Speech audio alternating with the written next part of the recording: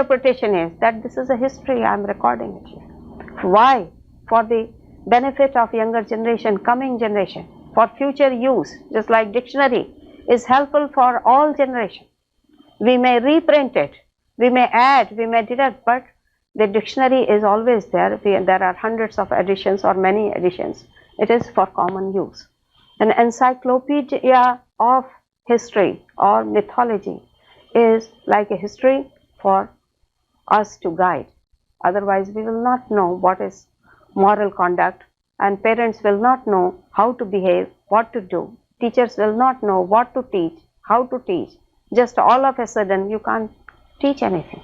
Then there is a background also. Study those backgrounds and find the truth. You have to make your own search. Their realizations will not help, because if teacher was realized, then pupil without a study, without practice cannot be realized. He can be a devotee, but at the same time he has to study, practice those wisdom in life. Then he will realize it. And now I come to old scriptures. There are 4 ancient scriptures. They are called Vedas. I have to talk about Gita, but what is Gita? Very few people know. Even Indian people don't know. Even Hindus don't know. They just know Gita. What is Gita? Gita is Mahabharata. Gita is Quran. Then one has to understand where it is coming from. Then there are 4 ancient scriptures which are called Vedas, which I think the whole world knows. In all languages they have used the word Vedas, and these are the most ancient. They have talked about Brahman only, not giving a code of conduct, just few things, not all things. Then the writer or editor was a great sage. His name was Vyas, and he thought that this is only for scholarly people, those who are interested in teaching and learning, like teacher's manual, teacher's reference books, not for students. Students cannot understand. This is too dry a subject, too much philosophical, too much intricate, and people cannot understand. Then he was in a very pensive mood, what to do. When he was in a pensive mood, a sage came, Narad, and he said that, why are you unhappy? And Narad, to me, is mind, human mind. The mind brings out new thoughts, or it is inspired. The moment you think you need something, then it will come. That's why gurus are essential. Guru cannot be with you every moment. No, in the words, in the form of thoughts. And the personality is being created by thoughts, by philosophies, and that will inspire you. If you have created a beautiful philosophical personality within you, then it will give you a beautiful thought. Otherwise, it can't come out of the bolt from the blue or out of nothing. If there is something stored, beautiful, then it will give you back. And that sage Narad said that you pray to Lord of the mind, Ganesh, and he will be able to tell you how to write all these things. And he wanted to write for common people, common masses, in common language, daily life, just like everybody likes to marry, have children, have job, have power, have position, have things. Then human beings want to be something, to be husband, to be father, to be mother, to be sister, to be brother. Every little boy will want to have a little sister, or every little sister wants a boy, brother. Then it is all human relationship. Then weave a story of human relationship and thread the beads of knowledge in that. And that he started writing, and Ganesh, or because it was enormous writing, hundreds of pages, hundreds and many thousands or millions of verses. I was amazed to see that how many verses people wrote. How could it be possible? Can you tell me? That's why one has to believe in something divine. Can one person write so beautiful, and how many verses? 300,000 verses in one volume, and there are 36 volumes. Can you number it? My mathematics is not good. 36 volumes and 300,000 verses. I don't know, Sawa lakh or so many. When it was written, the Devas, the people from other planets, aliens came. We call them Devas, you call aliens, UFO or something. Aliens from heaven, Devas, people from heaven came. They said that why should it be only for earthly mortal being who will die? Why not give this wisdom to us also, because we will preserve it, we will want to have it. And 100,000 verses were given to them. Another, maybe it is story, but it has a beautiful message, and I can see that many thousands of verses are still here. Then I have to feel happy in thinking. Just thinking makes me feel happy. Maybe true or untrue, I don't care, but it uplifts my mind. When I think of Devas or heavenly people, my mind goes to heaven. My mind is with them, and I feel that for a moment I'm divine, like that. Thinking of divine or divinity, we become divine. Then another 1,000 was given to dead people. Ancestors came. That what about us? Is it only nectar for mortal beings who will die? We were there and we are dead. Then something should be for us. Then 100,000 verses were given to dead people. It means even after death, when you are not changed, because death doesn't change people. People want to die, but death doesn't change their mind. What you can change your mind is here and now. This body will help you to change yourself. Your senses, your mind will help you to change yourself. But when one is dead, he cannot change himself immediately. That's why one should do everything here and now, so that when you die, then also your thoughts are beautiful. Then 100,000 verses were given to ancestors. Then 100,000 were here, and in each volume there are available verses. Sometimes I try to read all, and that's why I'm never lonely, never alone. I have so much to think, to do, to preach, to write letters, hundreds of people. I can't write. In my telephone, in my personal diary, I have 72 pages. And every page has got 30 lines. And all my diaries are full with addresses. Always I run short and diaries become old. How to recopy it? It is enormous work for me to keep up with everything myself. And I travel alone. Then nobody knows whom I met, what I did, what I promised to them to send books or malas or this or that. Nobody knows it because I'm traveling alone. I have never kept a secretary. Then it is all I am holding and so working my best to do it, because I'm committed to God, to bring His message to each and every door, to every heart. Then I like to do as much as I can, and you are also helping. Ashrams are only a manifestation of those things, materialization. Surya is doing it, but he's going to be serious. I told her that let people know that if they are members, then we will mail. Otherwise, 7,000 list, how can we mail to everybody? We can't print it, it's very expensive. Then membership is only $25 once a year, and they will be on mailing list. This way we can keep a touch or create a family. To me, it is a family. Many people can't visit me here, I know that. They send donation, but they never visit. They can't come here because they are in Canary Island, or they are in England, or they are somewhere else. But we should keep in touch. Then this unites the family. The words or few good words will keep everybody together. That's why this mailing is also very essential. This is a blessing or prasad which I should send to people, those who are far away. Then this has to be kept up. The words are written down by great sage, and his name I told you, Vyas.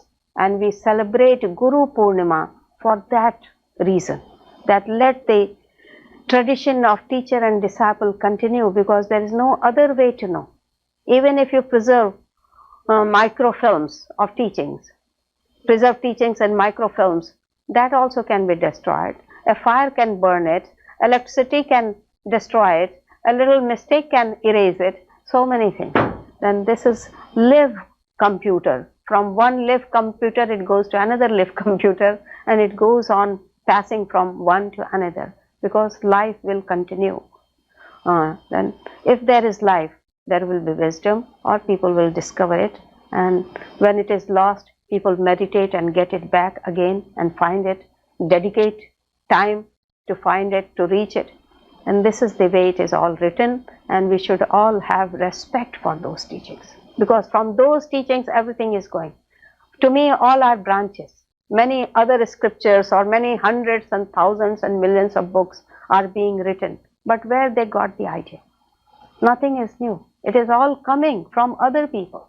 You have learned from other people, I have learned from other people, and practice is your own, that you verify it by practicing that it is true or false. Then practice is also very important, we verify. The great book is known, 36 books, they are called Puranas in a general way, but one Puran is named as Mahabharat, and Mahabharat has got few chapters, and those chapters are a dialogue between Krishna and Arjuna, and those dialogues have been represented in Gita. Then Gita has inspired hundreds and thousands of people since ages, since many centuries. Mahatma Gandhi is being quoted by all American people also when they need peace or truthfulness. Reagan has mentioned many times, I heard myself on TV. And Mahatma Gandhi was inspired by Gita. Or all Indian people draw their inspiration from Gita, because it is a handy book. It is only this much, 700 only, only 700 verses. But it comes from a book which has 88,000 verses. This is the latest record or something, but more than 80,000 verses are included, and 700 verses are here. And these verses are very inspiring.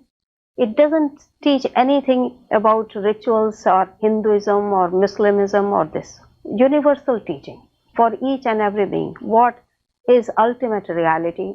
That reality is preached by Krishna to Arjuna, but it was not taught to that Arjuna who was a human mortal, because Arjuna could not understand all these things. Then he said that, "Oh Lord, I cannot understand what you say. I am trembling, my mouth is dry. I cannot take up any more anything. I am disturbed by the circumstances of wars and things. I cannot do it. And I don't feel that I am a great warrior. Just now my legs are shaking, hands are shaking, my mouth is dry. And please help me." At that time, God said, "Okay, you cannot see me in this way. I'll give you divine vision, cosmic vision, then you can understand." Then they talked, and this dialogue is here. Later on, when Arjuna won the war and got everything back, or he was happy, at that time he requested Lord Krishna that, "Oh Lord, though you have taught me enough or too much, but you gave me a great wisdom on the battlefield. At that time I was very much disturbed by the thoughts of war, and I couldn't understand everything at that time. May I request you to teach that wisdom again now when we are sitting at peace." What was Krishna's reply? This is the extent of humility and an understanding of divine nature. Krishna said, "No, I cannot teach you now. When I taught, I was possessed by the divine power. At that time I taught you, but now if you ask me, I cannot tell you." Then it is a truthful teaching. Even Krishna, who was God, incarnation of God, he says frankly, at that time something overtook me and I taught you. I can't teach you just now. Any religion says like that? No. Then in this way, the Hindu religion has been very open, very brave, very courageous to recommend that this is this. Even God doesn't know his own destiny. Like that they will say. Even Ram doesn't know, or something. But this doesn't mean that they don't respect God. No, they place the truth for human mind that this is like this. And Gita is a great wisdom. Mahatma Gandhi once went to England in a library, walked in, and he asked that which is the most popular book which people always borrow and read. I would like to know that number. Then the librarian told him that it is the Gita which is mostly borrowed and read and returned, like that, most popular. And Gita has given inspiration to many people, and when I had not seen America, I was in educational line, head of the institution of a college. At that time, I got a calendar because I was always keeping in touch with American Embassy. Then American Embassy sent me a calendar printed in America or by American Embassy. In that calendar, there were some thoughts for today. And in those thoughts, only at that time I saw, but it has made me a lasting impression in my mind. I remember it, I use it, I enjoy it. And in that calendar, there was a little story that here in America, there was one millionaire. He lost everything in business and he was going to commit suicide. When he was in that mood to kill himself, he got a book of Gita and he read it. He got new inspiration, came back, and he started his business again and became a millionaire later. Whose story I don't know, but it was printed in that calendar, and near about 1955, this much I can tell you, because nothing I that story made an impact on me. When I was requested to lecture on Gita, I was so modern that I refused to lecture on Gita. No, I will lecture on theosophy, not on Gita. Then I can see my stubbornness that at that time I said, I won't lecture on Gita, I will lecture on theosophy, because I was a theosophist. I was most Western type, means no, I can't speak on Gita. There was a time at that time also. But the day I mentioned in the public that I won't lecture on Gita, I will only lecture on theosophy, same night, same evening, it gave me enlightenment. Who am I to say like that? Have I read Gita myself? Have I studied it? That question brought me to Gita. We always have little books in the house. And I read the whole Gita immediately, sitting on a step.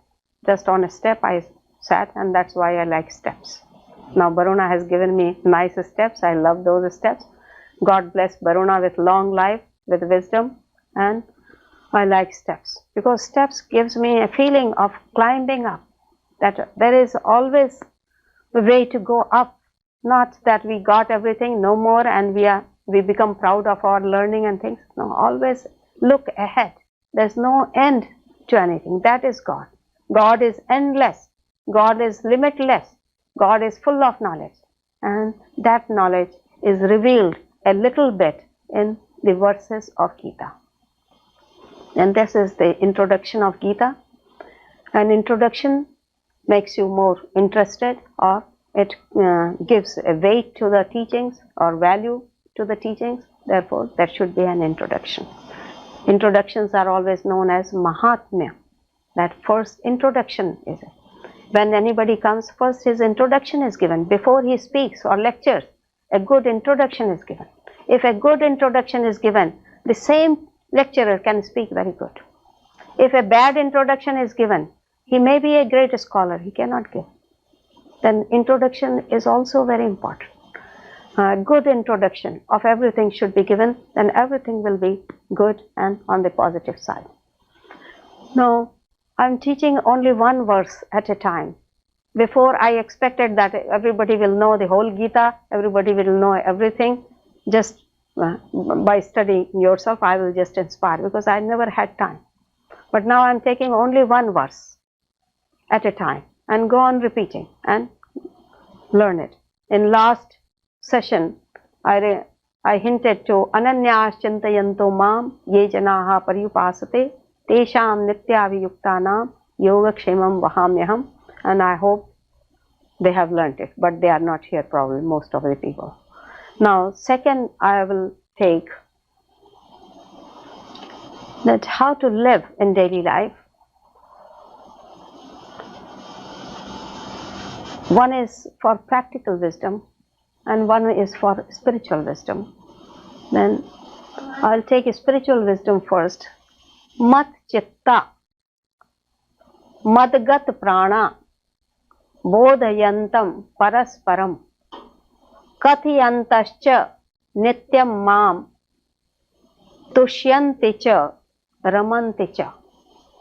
Do you know this verse? Yeah. Okay, I'll explain. Now you follow the verse after me. Mat chitta, mat chitta. Can you say mat chitta? And I'm sure that everybody knows the word chitta. Chit. Mat means mind, me. Mat chitta. Say mat chitta. Madgat. Madgat. Gam gach in Sanskrit is to go. And how come in English also you have go? Gum. Isn't it? Gum in Sanskrit is to go. Gum. Why English is go? Or it starts with ga or g. It is Sanskrit. With gum in Sanskrit is to go. And go is gat. Gat means come or under. Mad gat. Mad means me. Gat means you come to me. In Bible, always these words are very well. Come to me. Come unto me. Then come unto me. Madgat prana. What should be given to God? Prana. Prana should be given to God. Madgat prana. Bodhayantam. Bodh means to enlighten yourself, to store knowledge. Bodhayantam. You store knowledge. How will you store knowledge? Then by talking to each other. Parasparam. To help each other. Talk something spiritual among yourselves, between yourselves. Then that will enlighten you. When you see some new design, you get inspired. By seeing something new, by talking to somebody, you get enlightened. Then talk about spiritual things to enlighten your heart. Madgat bodhayantam parasparam. Kathayantam. When you have enlightened your heart, then speak out boldly. Don't feel shy. Speak out good things courageously. And always show your courage in saying good things. If you are not saying good things, no, it is better to be silent.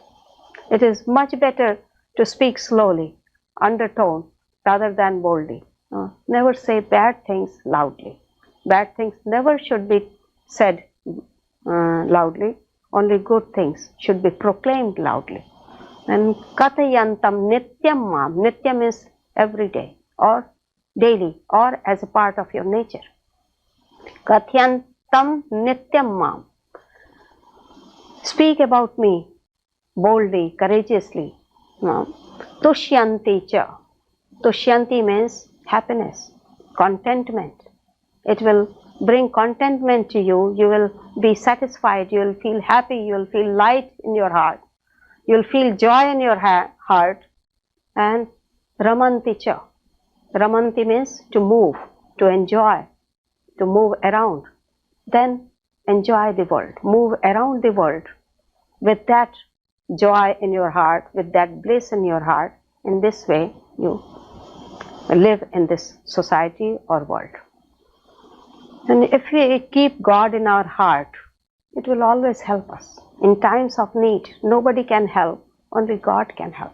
God does help. When we look to Him, when we pray, then when we have hate in our heart, we drive God away from us. There should be no hate. Everything is beautiful. Everything is good. If we are good, everything turns beautiful. Then with a beautiful heart, if we keep God in ourselves, if we are all loving, when we love God, we cannot hate others. That also one has to know that when we really love God, it is a practice of love. When there is true love, you cannot hate anybody. Everybody is your own. Then with this divine wisdom, you can keep God in your heart and enjoy your own life for your own self, and at the same time you can move around and meet everybody or enjoy the whole world which is given to you. The world is given to you to enjoy, not in a bad way, in a good sense. which will bring you health, happiness, immortality, wisdom, etc. Not death, disease and decay. To saints and sages, their death is not death. They die very happily. They leave the body just like mango skin is taken away. You suck the whole juice. You have not learned that way of eating mango, but like a bottle, that child drinks from the bottle, leaves the bottle when the milk is finished, throws it away. Then body is left behind in a natural way, not through accidents, not through other things. If you really become divine, I can assure that even in accidents you will be saved, as if a divine hand is saving you. A divine power is walking with you. This is the realization of many, many people, not only mine, that everything becomes different for you when you are with God or when you value these things. For these reasons, these teachings are very important. And if we have not done anything wrong, then nothing wrong can come to us. When we have done something wrong in some past life, somewhere, then wrongs come to us. If we have done, then we are paying. But that also can be avoided by prayers, by chantings, by repentance, by confessions. These were designed only in a nice way, but later on, because of human ego, because of human selfishness, all things were misused later on by people. Then they got a bad name or people dropped it. But otherwise, it is very important that sometimes we talk about the Creator. That Creator has created everything, and He is so kind and gracious that He allows us to share His joy. Energy is His, but He gives His energy to us to enjoy, to share, to see, to breathe, to love, to create, to destroy. He has given all His energies to human beings to create, to promote and to destroy. In you resides Brahma, in you resides Vishnu, in you resides Shiva. In that way, but this should not be used for ego or for understanding that in a little circle you are the creator, promoter and destroyer. You can enjoy it, and when you love God, you can do much more within that short time. And let us repeat that verse. Mat chitta madgat prana bodhayantam parasparam kathayantam nityam mam tushyanti cha ramanti cha. It is chapter 5 probably and verse 20. Let me check whether I am saying it right. Mat chitta. Oh no, it is not chapter 5 and not verse 20, because that was the second which I taught later. It is some other verse. Okay, mat chitta madgat prana mat chitta madgat prana bodhayantam parasparam, or maybe bodhayanti parasparam, kathyantam nityam kathyantascha nityam mam, mam nityam tushyanti cha ramanti cha. I want to make a correction. It is chapter 10 and verse 9. Chapter 10 verse 9. Mat chitta madgat prana bodhayantah parasparam kathayantascha mam nityam tushyanti cha ramanti cha. Mat chitta madgat prana bodhayantah parasparam kathayantascha mam nityam tushyanti cha ramanti cha. This is the verse for thought for today. Hari Om Tat Sat. We'll take up and.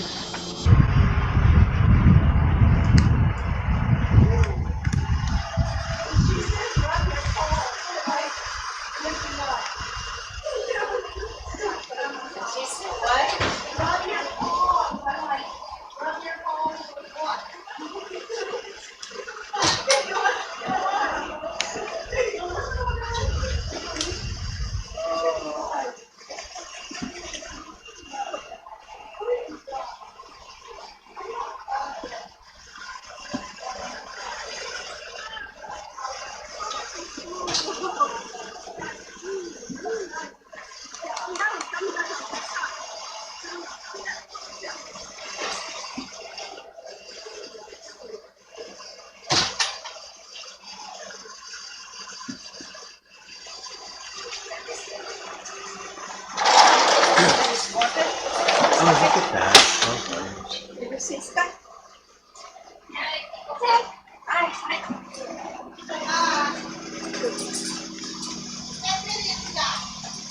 That's enough.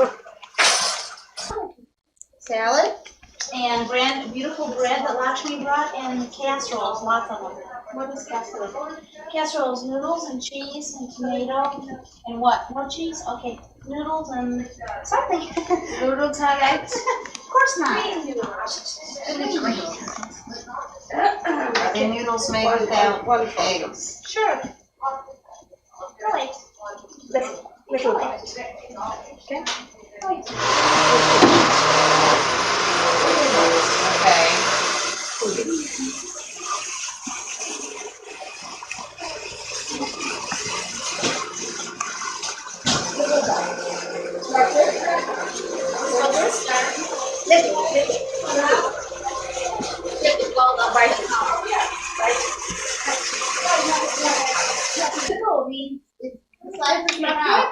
You have to learn to eat everything.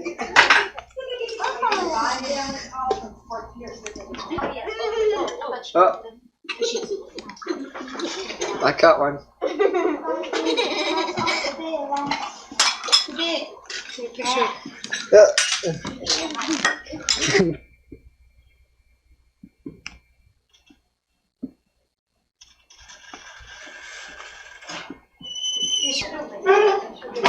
Yeah.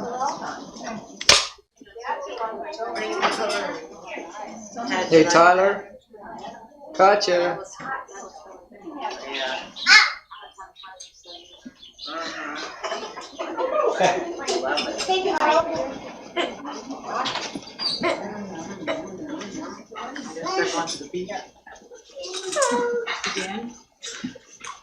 So if you want to see cushions over there? We've been roughing it. Oh, have you? I guess we were just too lazy to get them. Do I put some up on your cutting? I will.